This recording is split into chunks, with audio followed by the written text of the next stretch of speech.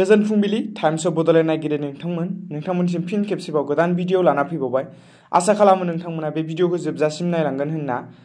दिनै बयनिख्रुइ गिबिसिन खौराङाव दं। गुवाहाटीनि रुक्मिणी गावआव निसेयाव थानाय सासे आइजोआ 6 सुबुंनि गारिखौ सौग्रावदों। थांनाय शुक्रबारखालि थामहिनबा 1 अक्ट'बरनि मोनायाव गुवाहाटीनि रुक्मिणी ओनसोलाव मोनसे जाब्रबथाय जादों, जाय जाब्रबथायजों खमैबो 6 सुबुङा गोब्राब जोखोम जायो।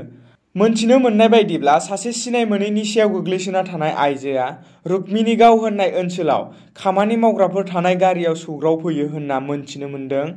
हरखाबै लामा जाब्रबथायनि उनाव जोखोम जानाय सुबुंफोरखौ गुवाहाटी मेडिकेल कलेजाव फाहामथाय होनो लांनाय जायो। 6 जोखोम जानाय सुबुंफोरनि गेजेराव 2आ जोबोद गोब्राब कन्डिशनाव दंमोन होनना मोनथिनो मोननाय जादों। उनाव दिसपुर पुलिसआ जाथाय जानाय जायगायाव सौहैयो आरो आइजोखौ हमनानै लांनाय जायो।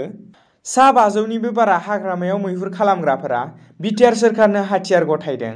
भुटान हाजोनि आफाङाव थानाय क'क्राझार, चिरां आरो बाक्सा बे मोनथाम जिल्लानि हाग्रामायाव मैहुर खालामग्रा हाग्रायाव बिफां-लाइफां खावनानै आयेननि बेरेखायै हाग्रामा सिफायग्रा 500निबो बारा मैहुर खालामग्राफोरा मैया चिराङाव बिटिआर सोरखारनो हाथियार, मैनि गं, आयेन बेरेखा हाथियार, दंफां हाग्रा मेसिन बायदिखौ दिनैनिफ्राय मैहुर खालामला होनना गासै हाथियारखौनो गथायना होबाय।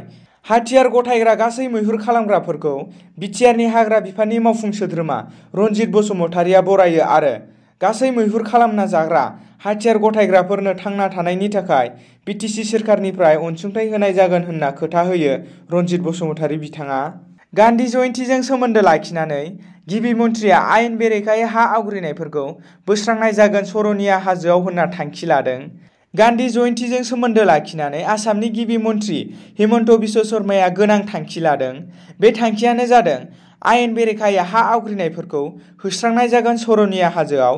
मैया हारिनि बिफा महात्मा गान्धीनि 152थि जोनोम सान फालिनाय मण्डपआव थानाय महात्मा गान्धीनि मुसुखायाव आसामनि गिबि मन्थ्रिया मान बावनानै फोसावोदि सर'निया हाजोआव थागिबि सुबुंफोरनि अनगायै गुबुन आयेन बेरेखा सुबुं थानायफोरखौ बोस्रांनो थाखाय बिथोन होयो। लोगोसे सर'निया हाजोआव जौ भांनि आड्डा सोलिनायनि थाखायबो जिल्लानि पुलिसखौ बोस्रांनो थाखायबो गिबि मन्थ्रिया बिथोन होयो। एबसुआ बिदिन्थि सिलाइ सावनानै आरो गुफुर फारौ बिरहोना मुलुगनाङैनो गोजोननि रादाब बिलाइदों। मैया मुलुगनाङैनो फालिदों माहारियारि बिफा महात्मा गान्धीनि गोथार जोनोम सान 2 अक्ट'बर गान्धी जयन्ती सान।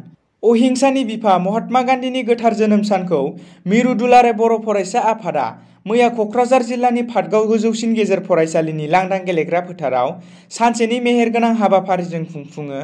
हाबाफारि बायदियै फुंबिलियाव आफादनि फिरफिलाखौ बिरहोयो मिरु एबसुनि आफादगिरि दिपिन बर'आ। मोनथाम गाबनि माहारिनि फिरफिलाखौ बिरहोयो सेरफांगुरि जनता फरायसालिमानि गोरायुं डक्टर सुबुं बसुमतारिया। माहारिनि बिफा महात्मा गान्धीनि सावगारियाव बिबारजों मान बाउग्रोयो क'क्राझार सोरखारि फरायसालिमानि बारग' गोरायुं थुनलाइगिरि सुरत नार्जारिया। गोजोननि बिलुन आरो गुफुर फारौ बिरहोयो जनता फरायसालिनि लोगो बिबुंगोरा सिरथि गयारि आरो अहिंसानि मोन्थोरजों नमुना सिलाइ गावग्रोयो गसाइगाव फरायसालिमानि गोरायुं कुमुद बसुमतारिया। बे हाबाफारिजोंनो लोब्बा लाखिनानै गोजोन खौसेथिनि हानजा सुरनाय आरो सागान होनाय हाबाफारिबो मावफुङो। बे हाबाफारियावनो दुलाराय बर' फरायसा आफादनि गुबुन गुबुन बिबाननि बिबानगिरिफोरजों लोगोसे गुबुन गुबुन जिल्ला महकुमा आरो दख'रा दालाइसा, एबसुनि मावफारिया आरो ओनसोलनि रायजो राजाफ्रा बाहागो लायो। मख'नो गोनांदि बर'नि माहारियारि आफाद दुलाराय बर' फरायसा आफादा माहारिनि बिफा महात्मा गान्धीनि गोथार जोनोम सानाव अहिंसानि बिदिन्थि सिलाइ सावना आरो गुफुर फारौ बिरहोना मुलुगनाङैनो गोजोननि रादाब बिलाइ हरदों। मुसलपुर टाउनखौ 100 कौटि रां खरसा खालामनानै लुगोन बुंदों राकेश ब्रह्मआ। 100 कौटि रां खरसा खालामनानै गोसो बोथावनायै मुसलपुरखौ लुगोन। आसामनि मादावनो गंसे गोसो बोथावना नोगोर लुनो बिथांखि लानाय जादों। बे बाथ्राखौ बुङो बिटिसिनि मावफुंगिरि सोद्रोमा राकेश ब्रह्मआ। मैया बाक्सा जिल्लानि मुसलपुराव थानाय हारिमुवारि न'ब्लांखौ फिन खुलिफिन्नायनि खामानिखौ नायनो फैनायाव खौरांगिरिफोरनि सिगाङाव बिथाङा बुङोदि मुसलपुरखौ हादरसानि गेजेरावनो गोसो बोथावना खालामनो थाखाय मिरु सोरखारजों सावरायज्लायनाय जाखाबाय होनना। गुबुन फारसे हारिमुवारि न'ब्लांजों लोगोसे आलासि न'खौ लुनोबो 10 कौटि रां हमनाय जाबाय होननानैबो फोरमायदों। बिपिएफनि आमोल खुंथायाव गोबां जाख्ल'नायनि सायाव बिथाङा बुङोदि मुसलपुर आरो दिहारा बियाबाव 100 सुबुंफोरखौ लाफानानै गासै 1000 जाख्ल'ग्रा सुबुंफोरनि फारिलाइ सुजुखाबाय होननानैबो बिथाङा फोरमायो। बाक्सा सालबारिनि आनन्द बाजाराव बुथारलायनाय जाथाय जादों। बाक्सा सालबारिनि आनन्द बाजाराव मैया हराव थामहिनबा शुक्रबारनि हराव मुगैथाव बुथारलायनाय जाथाया जानानै थाङो। सासे 18 बोसोर बैसोनि सेंग्रानि आखायाव सासे हाबा जानाय सुबुंनि जिउ खहा जायो। जिउ गोमानाय सुबुङा फाटला गामिनि दीपक दास एबा मुन होनना मोनथिनो मोननाय जादों। गुबुन फारसे फोथैग्रा सुबुङा आनन्द बाजारनि बिथुराइमोन। बुथारग्रा सुबुंखौ पुलिसआ हरनि समावनो हमनो हानाय जायो। मोनथिनो मोननाय बायदिब्ला मैया हराव थामहिनबा शुक्रबारनि हराव आनन्द बाजार फाटला फोनांजाब लामायाव नंखाय बाथ्राखौ लानानै जौ भांजों निसा जानानै थानाय बिथुराइ मुंनि सासे सेंग्राया फालांगिरि दीपक दास एबा मुनजों नांज्लाय खमज्लाय खालामो आरो बेवहायनो लोगोआव थानाय देगारजों गोदोना आरो बिखायाव सुयो। जाथायसालियावनो जिउ गोमाहांनाय थासारियाव दीपक दासखौ फाहामथायनि थाखाय सालबारि देहा फाहामसालियाव लांनाय जादोंमोनब्लाबो लामा ससेयावनो जिउ गोमायो।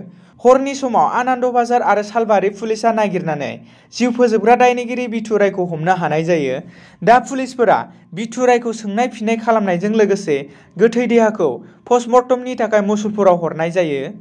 मख'नो गोनांदि थैनाय सुबुङा गावनि बेरामि बिमाजों लोगोसे बिसि आरो सानै गथ'जों लोगोसे बे बुहुमखौ अरायनि थाखाय नागारनानै थांनांगौ गोनां जायो। आं 22 बोसोरसो सम एबसुजों लोगोसेयैनो खामानि मावबोदों, बुंदों रमेश चन्द्र बर्धबासआ। माहारिनि बिफा महात्मा गान्धीनि जोनोम सान 2 अक्ट'बर गान्धी जयन्ती सानखौ दुलाराय भारत हादरावनो मैया फालिनायजों लोगोसे दुलाराय बर' फरायसा आफादनि दैदेननायाव क'क्राझार जिल्लानि पाटगावआव मैया रंगिना संगिना हाबाफारिजों फालिदोंमोन। बे हाबाफारियाव गाहाय आलासि महरै बाहागो लानानै भारतनि गान्धीबादी दिल्ली मुलुगसोलोंसालिनि गान्धी भवनाव डाइरेक्टर लोगोसे बड'फा उपेन्द्रनाथ ब्रह्म सुबुंनि फाइखि बान्था मोनगिरि प्रफेसार रमेश चन्द्र बर्धबासआ बाहागो लानानै बुङोदि सा सानजा रायजोनि बर' फरायसा आफाद एबसुजों लोगोसे थांनाय गोलाव समनिफ्रायनो लोगोसेयैनो अहिंसानि मोन्थोरजों खामानि मावबोदों आरो भारत हादराव अहिंसायानो बयनिख्रुइ देरसिन धोरोम। माहारिनि बिफा महात्मा गान्धीआ अहिंसानि सिबियारिमोन आरो अहिंसायारि सोमावसारनायजों भारत हादरखौ ब्रिटिशनि खुंथायनिफ्राय उदां खालामनो हादों होननानै रोखा बुंथियो। दिनैनि गोथार फुंबिलिनि खौरां फोसावनाया एसेनोसै। गोजोन्थों।